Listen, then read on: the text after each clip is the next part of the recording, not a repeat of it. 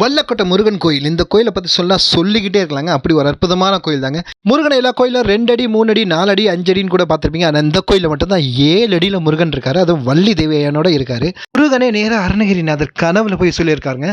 ஏன் அருணகிரி இந்த கோயிலுக்கு நீ வரல அப்படின்னு கேட்டிருக்காரு. அதனால வல்லக்கோட்டைக்கு பர்டிகுலராக அருணகிரிநாதர் அதுக்காகவே வந்து ஒரு பாடலும் பாடியிருக்காரு.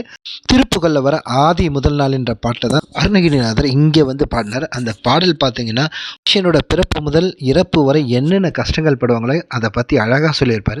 அந்த பாடலை இங்கே வந்து பாடினா திருமணமாதவங்களுக்கு கண்டிப்பாக திருமணம் ஆகுன்ற ஒரு ஐதீகமும் இருக்குது. அது மட்டும் இல்லாமல் தான் இழந்த செல்வத்தை திருப்பி படும் சக்தி வாய்ந்த மந்திரமாக அதை சொல்கிறாங்க. ஸோ இந்த பாடலை இங்கே வந்து பாடினீங்கன்னா கண்டிப்பாக நீங்கள் விட்ட செல்வம் எல்லாம் உங்கள் கையில் திரும்பி வரும்னு சொல்கிறாங்க. இந்த கோயிலை கட்டி கிட்டத்தட்ட 1200 வருடங்கள் ஆகுதுன்னு சொல்கிறாங்க. ஆனால் இந்த கோயிலை யார் கட்டினாங்கன்னு கேட்டிங்கன்னா ஆச்சரியப்படுவீங்க. ராஜராஜ சோழன் கட்டின கோயில் சொல்கிறாங்க. அது உண்மையாக போயின்னு எனக்கு கண்டிப்பாக தெரில, பட் சொல்கிறாங்க. இந்திரதேவனே நேரில் வந்து தன்னோட மர்மன் முருகனுக்காக இங்கே பூஜை செஞ்சதாகவும் அதுக்காக தன்னோட வஜ்ராயத்தை வச்சு இங்கே ஒரு குளத்தையே உருவாக்குனான்னு சொல்கிறாங்க.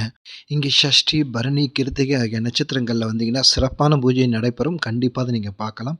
அது மட்டும் இல்லாமல் இந்த கோயிலை பற்றி பேசிக்கிட்டே இருக்கலாம். நிறைய அற்புதமான விஷயங்களும் நிறைய சுவாரஸ்யமான விஷயங்களும் இருக்கும். வாழ்க்கையில் ஒரு தடவை இந்த பாலசுப்ரமணியனை வந்து தரிசனம் பண்ணிட்டு போங்க. வாழ்க்கையில் எல்லா நன்மும் எல்லா வளமும் கண்டிப்பாக கிடைக்கும்.